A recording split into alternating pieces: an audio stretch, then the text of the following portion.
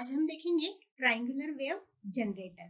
This triangular wave generator can be form by connecting an integrator to the square wave generator. Triangular wave generator दो op amp को connect करके circuit बनता है। तो इसमें जो फर्स्ट सर्किट है, फर्स्ट जो ओपैम पे A1 जो सर्किट है वो रहता है एक स्क्वायर वेव जनरेटर और सेकंड जो ओपैम रहता है वो रहता है इंटीग्रेटर। दोनों को कनेक्ट करने के बाद जो सर्किट बनता है उसे हम कहते हैं ट्रायंगुलर वेव जनरेटर। ये सर्किट में A1 कंपैरेटर की तरह वर्क करता है और A2 जो है वो इंटीग्रेटर की तरह वर्क करता है। कंपैरेटर A1 जो है वो कंपेयर करता है जो भी voltage at this point P आता है वो continuously with this inverting input, जो इन्वर्टिंग इनपुट है उसके साथ जो 0 वोल्ट है उसके साथ कंटिन्यूअसली वो कंपैरिजन करने का काम करता है। When the voltage at point P या ये P पॉइंट पे जो वोल्टेज है वो गोज बिलो और अबव, वो 0 वोल्ट से कम होता है और 0 वोल्ट से बढ़ता है। तो आउटपुट ऑफ दिस A1, जो भी आउटपुट मिलता है A1 का उसको हम यहाँ पे कहेंगे VO डैश, वो निगेटिव और पॉजिटिव मिलेगा रिस्पेक्टिवली। जैसे ही P 0 वोल्ट से कम चला जाएगा, ये जो P है वो 0 वोल्ट से कम चला जाएगा तो VO का जो आउटपुट है वो हमें निगेटिव मिलेगा। और जब P VO 0 वोल्ट से ऊपर चला जाएगा तो VO dash output of A1 जो मिलेगा हमें वो पॉजिटिव मिलेगा। मतलब P अगर 0 लेवल से ऊपर जाता है तो आउटपुट ऑफ इंटीग्रेटर जो है A1 जो है वो हमें पॉजिटिव हीट सैचुरेशन मिलेगा। और P का पॉइंट P से 0 वोल्ट के वो बिलो जाता है, नीचे हो जाता है, डिक्रीज होता है, the output of comparator A1 goes the minus V set, हमें उसकी वैल्यू माइनस V सेट मिलती है। और आउटपुट ऑफ A1 जो है वो हमें VO डैश से यहाँ पे इंटीग्रेट करेंगे। जैसे ही आउटपुट ऑफ A1 हम पॉजिटिव V सेट करते हैं, आउटपुट ऑफ A1 मतलब VO डैश हम पॉजिटिव V सेट करते हैं, ये है VO डैश का आउटपुट। तो ये positive V set is the input of integrator, तो यही रहेगा A2 का इनपुट। A2 जो है यहाँ पे इंटीग्रेटर वर्क कर रहा है तो जो A1 का आउटपुट रहेगा वही A2 का इनपुट रहेगा। Output of A2 is negative going ramp. जैसे ही VO dash output of A1 positive V set रहेगा, आउटपुट ऑफ A2 हमें निगेटिव गोइंग रैम्प मिलेगा, मतलब निगेटिव रैम्प हमें मिलेगा। दस one end of the voltage divider, इसलिए जो वोल्टेज डिवाइडर का एक एंड है वो R2 minus R3 is the positive V set, इसलिए वो R2 माइनस R3 जो है वो हमें पॉजिटिव V सैचुरेशन वोल्टेज मिलेगा। और ये जो पॉजिटिव V सैचुरेशन वोल्टेज होगा वो रहेगा A1 का, और other is the negative going ramp of the A2, और ये निगेटिव गोइंग रैम्प जो रहेगा वो रहेगा A2 का output. When negative going ramp attains the certain value of the minus V ramp, इसकी जो मैक्सिमम वैल्यू रहेगी वो रहेगी minus V ramp, ramp voltage जो रहेगा वो निगेटिव रहेगा। पॉइंट P इज, ये जो पॉइंट P है वो स्लाइटली बिलो द 0 वोल्ट, जब वो स्लाइटली 0 वोल्ट से कम चला जाएगा, ठीक है, तो A1 का आउटपुट हमें पॉजिटिव सैचुरेशन मिलेगा और A2 का आउटपुट निगेटिव गोइंग रैम्प मिलेगा। This means that output of A2 now stop going negatively, और यहाँ पे आउटपुट जो है वो स्टॉप हो जाएगा जैसे ही 0 वोल्ट हमें अगेन वो निगेटिव डायरेक्शन में मूव करेगा। P जो है जैसे ही वो पॉजिटिव से निगेटिव डायरेक्शन में मूव करने लगेगा तो यहाँ पे ये जो आउटपुट ऑफ A2 है वही निगेटिव कंडीशन में वो स्टॉप हो जाएगा और वहां से वो अगेन पॉजिटिव डायरेक्शन में मूव करेगा, उसका जो रैम्प है वो पॉजिटिव डायरेक्शन में मूव करेगा। जैसे ही P जो है वो 0 वोल्ट से बिलो जाता है, यहाँ से वो 0 वोल्ट से बिलो जाता है तो आउटपुट ऑफ जो A1 है वो 0 वोल्ट से नीचे मिलेगा। जैसे ही आउटपुट ऑफ A1 0 वोल्ट से नीचे मिलता है वो रहेगा हमारा माइनस सैचुरेशन वोल्टेज। तो output of A1 VO dash minus V saturation मिलता है, तो आउटपुट ऑफ A2 हमें पॉजिटिव गोइंग रैंप मिलता है और उसकी मैक्सिमम वैल्यू रहेगी पॉजिटिव ऑफ V रैंप। इस टाइप से ये सीक्वेंस कंटिन्यूअसली रिपीट हो जाता है, ये साइकिल कंटिन्यूअसली रिपीट होता है। The amplitude of this square wave function is the DC supply voltage. इसका जो एम्पलीट्यूड है डीसी सप्लाई वोल्टेज है that is the plus 15 volt और minus 15 volt. Desired amplitude obtained by using the appropriate zeners. Output के A1 में जो हमने Jenner diodes use किए गए हैं D1 एंड D2, इससे हमें जो एम्पलीट्यूड है वो डिजायर्ड लेवल का मिलता है। Therefore, the output of the comparator is A1 is equal to positive V side. Output of A2 is decreases until the minus V ramp. At this time, जैसे ही output of A1 हमें positive V set मिल रहा है, output of A2 हमें negative ramp मिल रहा है, इसी time पे A1 switch करेगा पॉजिटिव V सैचुरेशन से निगेटिव सैचुरेशन में, पॉजिटिव V सैचुरेशन से निगेटिव V सैचुरेशन में, निगेटिव सैचुरेशन वोल्टेज में।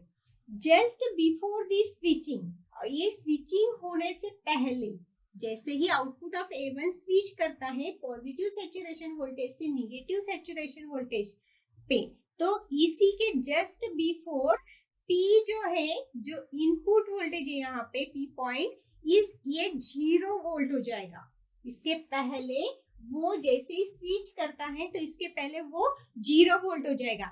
इसीलिए जो माइनस V रैंप है वो डेवलप्ड अक्रॉस द R2, इसीलिए जो निगेटिव V रैंप है वो R2 के अक्रॉस में जो डेवलप हो रहा है और पॉजिटिव सैचुरेशन डेवलप हो रहा है R3 के अक्रॉस में।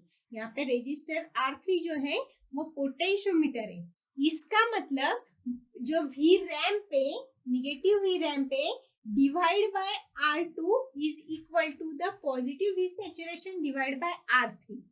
इसके ऊपर से हम इस साइकिल में ऐसा लिख सकते हैं कि निगेटिव V रैंप जो फॉर्म हो रहा है अक्रॉस दिस R2 फॉर्म हो रहा है, इसलिए हम लिखेंगे negative V ramp divide by R2, और पॉजिटिव V सैचुरेशन के अक्रॉस R3 में फॉर्म हो रहा है, इसलिए पॉजिटिव सैचुरेशन वोल्टेज जो है उसको हम लिखेंगे उसके डिवाइड बाय R3। R3 यहाँ पे पोटेंशियोमीटर रहेगा, रेजिस्टेंस पोटेंशियोमीटर। इसके ऊपर से हम निगेटिव V रैंप की वैल्यू कैलकुलेट कर लेंगे, तो निगेटिव V रैंप हमें मिल जाएगा, रैंप वोल्टेज जो है निगेटिव वो मिल जाएगा R2 यहाँ पे शिफ्ट हो जाएगा, तो R2 divide by R3 into the saturation voltage positive.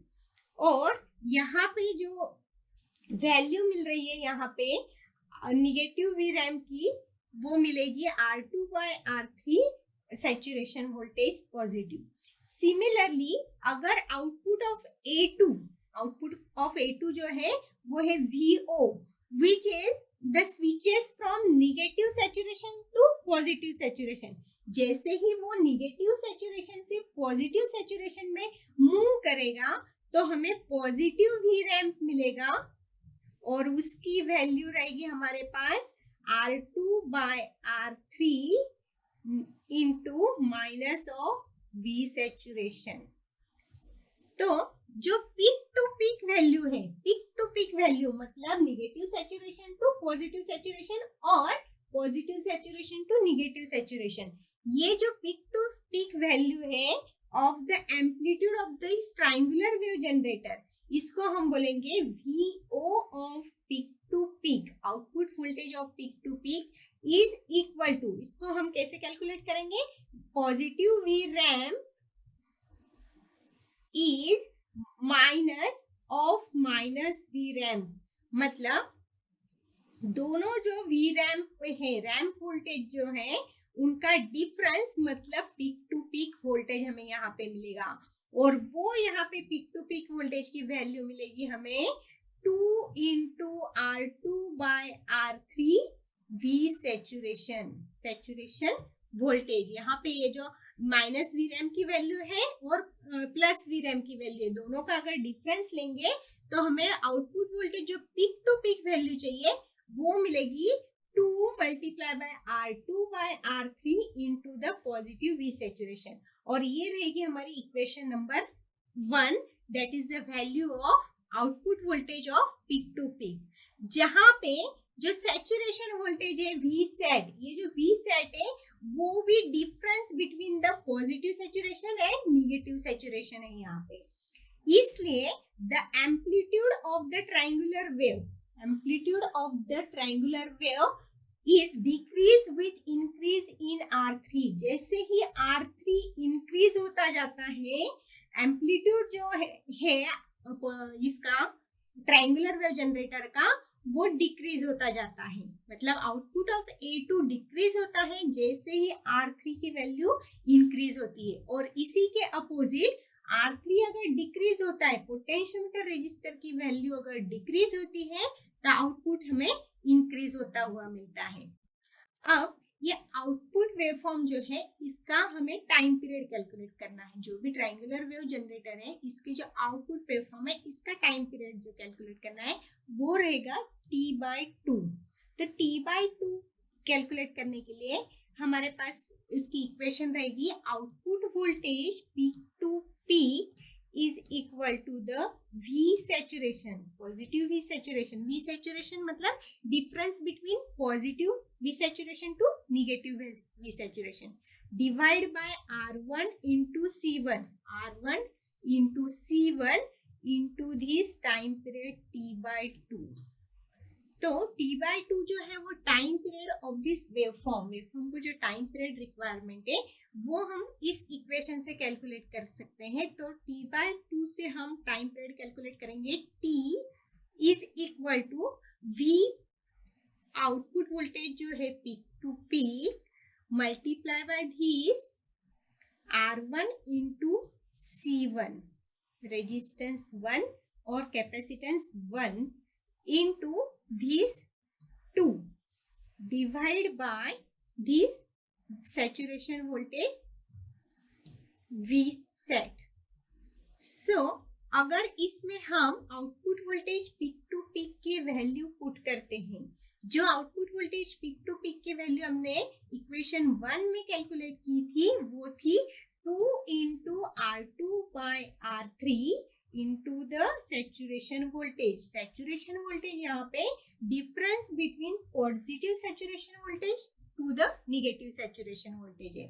तो ये जो output voltage peak to peak की वैल्यू है वो इस इक्वेशन में पुट करते हैं तो हमें फाइनल आउटपुट मिलेगा T, फाइनल जो टाइम पीरियड T मिलेगा हमें वो रहेगा 2 into R2 by R3 into the V saturation multiply by this R1 into C1 multiply by this 2 divide by this V saturation। तो V saturation saturation कट जाएगा यहाँ पे और हमें फाइनली इक्वेशन मिलेगी टाइम पीरियड T की 2 into 2 4 into this R1 C1 4 R1 C1 into this R2 divide by R3 divide by this R3।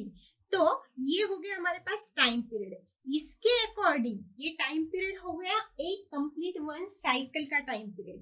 तो इस 1 साइकिल के टाइम पीरियड से हम कैलकुलेट कर सकते हैं ऑसिलेशंस ऑफ फ्रीक्वेंसी, और ऑसिलेशंस ऑफ फ्रीक्वेंसी f0 रहती है 1/t। तो इसके ऊपर से हम 1/t अगर कैलकुलेट करते तो हमारे पास ऑसिलेशन फ्रीक्वेंसी रहेगी R3 divide by 4 into R1 into C1 into R2।